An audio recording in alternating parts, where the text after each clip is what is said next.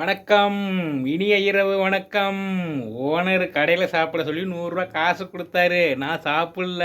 மாவு வாங்கிட்டு வந்து தோசை ஊற்ற போகிறேன். அடுப்பு எரியுது பாருங்கோ. நான் பாரதி வரியில் விதை.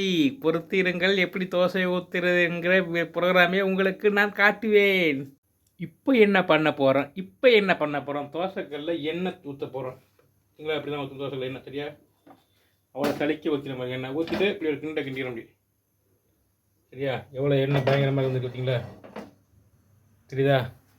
இப்போ என்னாச்சுன்னாக்கா, இந்த தோசை பரட்டி புதுசாக வாங்கினேன். 30 ரூபா. 10 ரூபாய்க்கு விற்றதெல்லாம் 30 ரூபா. விலைவாசி எம்பிட்டு யார் போய் கிடக்க பார். இப்போ பாருங்க, மாவு எடுத்து இப்போ தோசை ஊற்றுறோம் பாருங்க.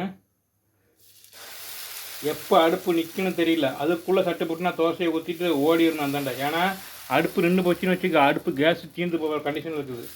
அடுப்பு கேஸ் தீர்ந்து போச்சுனாக்கா அப்போ நம்ம என்ன பண்ண முடியும்? ராத்திரி பாட்டாணி, சரியா?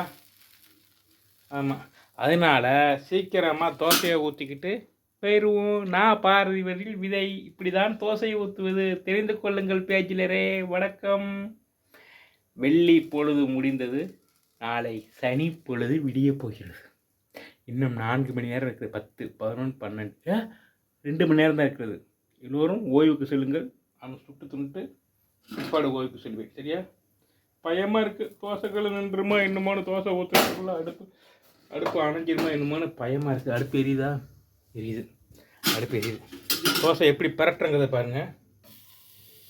புது பரட்டி பரவாயில்லையா, நல்லா வருது. வாவ், நான் எதிர்பார்க்கவே இல்லை. இந்த மாதிரிக்கே தோசை பரட்டி வரும்னு எதிர்பார்க்கவே இல்லை. இதுக்கு முன்னாடி மரக்கட்டையில் போட்டேன். இப்போ தான் சில்வரில் யூஸ் பண்ணுறேன்.